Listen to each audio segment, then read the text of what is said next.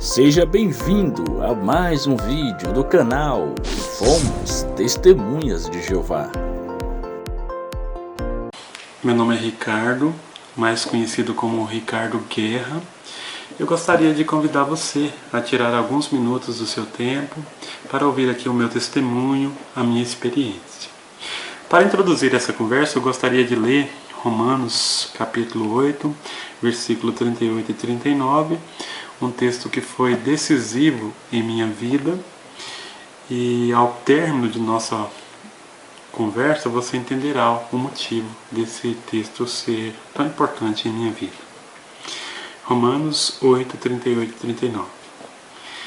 Pois estou convencido de que nem morte, nem vida, nem anjos, nem demônios, nem o presente, nem o futuro, nem quaisquer poderes, nem altura, nem profundidade, nem qualquer outra coisa na criação será capaz de nos separar do amor de Deus que está em Cristo Jesus, nosso Senhor.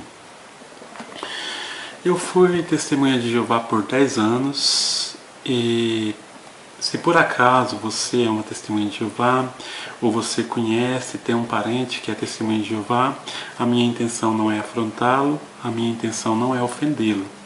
A minha intenção é simplesmente dar a oportunidade para você ouvir a minha versão do que aconteceu e que talvez isso possa servir até mesmo de alguma lição, que você possa extrair algo de importante de tudo que eu vou dizer. Como eu disse, eu passei 10 anos dentro dessa religião e esse período ele foi dividido em 2 etapas. Os 5 primeiros anos eu fui uma testemunha de Jeová bastante ortodoxa, entre aspas. Eu acreditava em tudo que era pregado pela liderança da religião, que era publicado nas revistas, que era publicado nos livros, nos grandes encontros, que são as assembleias, os congressos. Mas no fim desses 5 primeiros anos, me deparei com uma questão que me levou a questionar e por fim a rejeitar uma série de ensinos desta organização. O primeiro desses está relacionado com a especulação profética. Atualmente, todas as testemunhas de Jeová acreditam que o ano de 1914 foi um ano marcado pela Bíblia e que naquele ano Jesus ele foi entronizado como rei e desde então está aguardando um breve período quando executará todo mundo. Salvará as testemunhas de Jeová e julgará o resto do mundo e executará a punição da destruição eterna. Acontece que estudando mais a fundo, pesquisando, eu descobri que não era bem isso que era ensinado antes de 1914. De fato, o que se esperava para 1914 era que Jesus viesse naquele ano, que Jesus salvasse as testemunhas de Jeová, que na ocasião eram conhecidos como estudantes da Bíblia, e aplicaria o seu juízo no resto do mundo. Como isso não aconteceu, as expectativas foram totalmente frustradas, desde então eles começaram a desenvolver artifícios para dizerem que Jesus foi entronizado naquele ano, que o cálculo estava certo, o cálculo baseado em uma série de textos que muitas vezes não estão no seu devido contexto. E que desde então Jesus está no céu reinando e que muito em breve ele executará o seu juízo no resto do mundo. Quando eu me deparei com essa questão, eu descobri que o cálculo ele era baseado em uma data antiga, a data da destruição da cidade de Jerusalém pelos babilônios.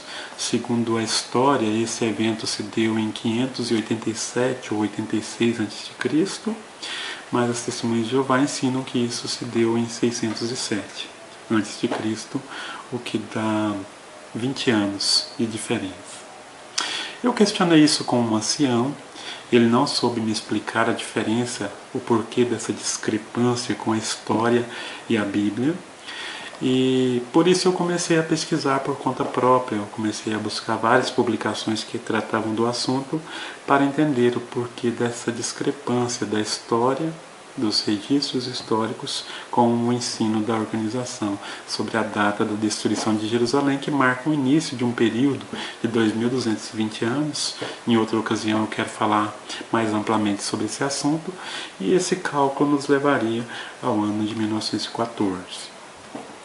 Desde então eu comecei a tentar convencer a mim mesmo de que o cálculo estava correto, e a princípio eu até me convenci, mas por fim eu tive que confessar que esse cálculo ele não encontra o seu fundamento de uma forma sólida na Bíblia. Não há um fator histórico também que ajude a confirmar este cálculo. E isso me levou a questionar uma série de outras questões. Eu comecei a perceber que havia um descaso muito grande por parte da liderança com essas questões que eu questionava. Essa questão da cronologia me levou a escrever uma carta para a sede em São Paulo, que é conhecida como Betel, pelas Testemunhas de Jeová. E nesse período eu mantive uma ampla correspondência com um ancião respeitado no meio das Testemunhas de Jeová. Ele tentou me convencer de que o cálculo estava correto antes mesmo de receber a resposta da sede em Betel, mas foi incapaz de fazer isso. Eu mostrei essa carta para mais alguns anciãos, conversei com alguns anciãos da minha congregação local em Silvânia, Goiás, mas foi inútil.